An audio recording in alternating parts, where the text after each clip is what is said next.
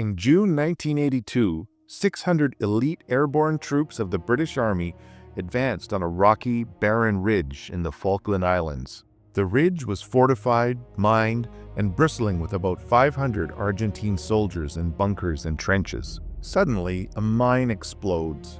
Flares and tracers illuminate the scene as machine guns open up. A firefight begins that will last over 10 hours. The normally desolate ridge was Mount Longdon, where British paratroopers would fight a brutal 10-hour night battle that changed the course of the Falklands War.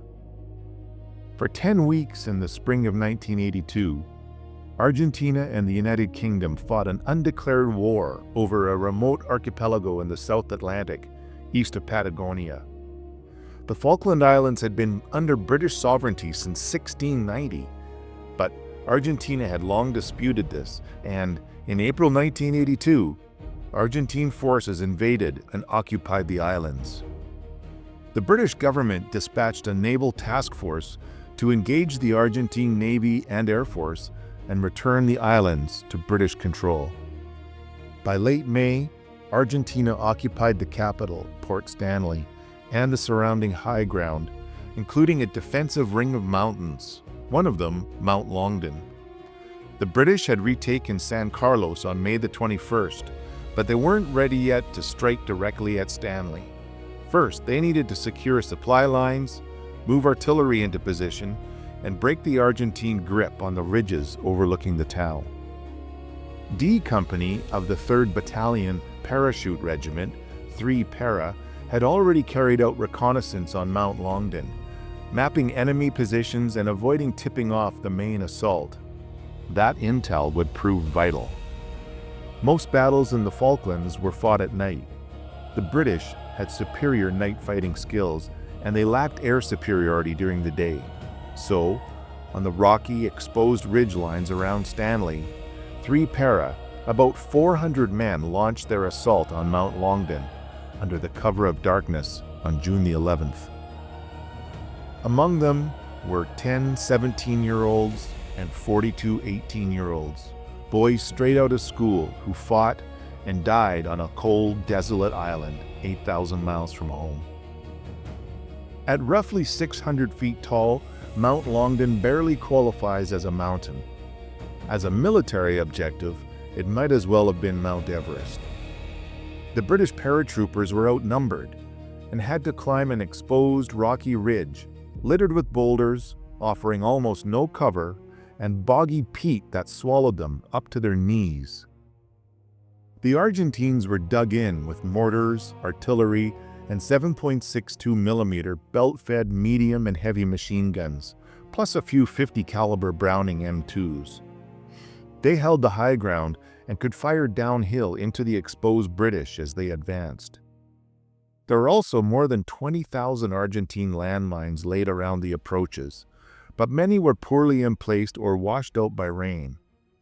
The British didn't have time to clear them by the book. They went around them, through them, and they just accepted the risk. To preserve the element of surprise, the British chose a night assault, and they skipped a preliminary bombardment. Companies would move in phases, clearing the ridge section by section. Just after midnight, 3 Para stepped off into the darkness. As the paratroopers silently moved up the northern flank of Mount Longdon, Corporal Brian Milne stepped on a mine. The blast tore into him and echoed across the ridge, alerting the Argentine defenders, many sound asleep, that the British were close. Machine guns roared to life, green tracer arcs cutting across the rocks, revealing just how many guns were dug in above them, and triggering one of the most violent battles British forces had fought since the Korean War. Pinned down, the Paras hugged the ground. It was around -2 degrees Celsius with a biting wind that cut right through their clothing. Snow, sleet, and wet, boggy ground made every movement a misery. But despite the chaos, they pushed forward, moving from rock to rock, inching toward the Argentine positions on the crest of the hill. Argentine artillery rounds were landing all around them as they struggled in the soft peat, but eventually the paratroopers' night training began to pay off. At around 1 o'clock in the morning on June the 12th, they made initial contact, cutting down a handful of sentries with rapid small arms fire without alerting the main Argentine force. The companies of 3 para climbed steep, broken ground that funneled them into natural channels, precisely where Argentine guns were already sighted. The defenders were entrenched in bunkers, reinforced with barbed wire, but the British breached these defenses and destroyed several reinforced positions with 84mm Carl Gustaf recoilless rifles and explosives. At close range, firefights raged while tracer rounds stitched the rocks only meters away. Soon, ammunition began to run low and the fighting devolved into brutal, close-quarters combat.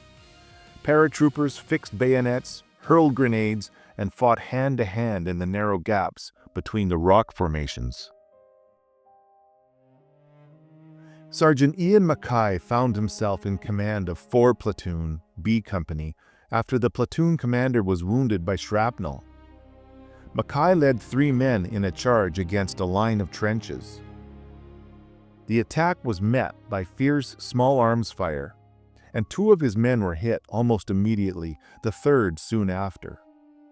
Mackay continued alone, throwing grenades into an enemy machine gun position and killing 3 Argentine soldiers.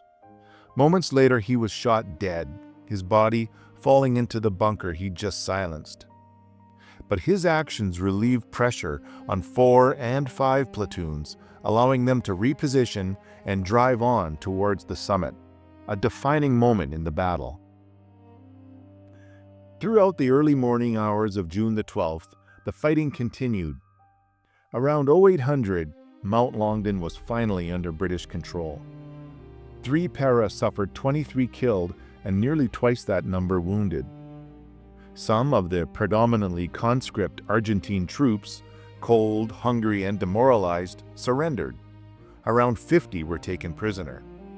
Overall, the Argentines suffered roughly 31 to 50 dead and about 120 wounded.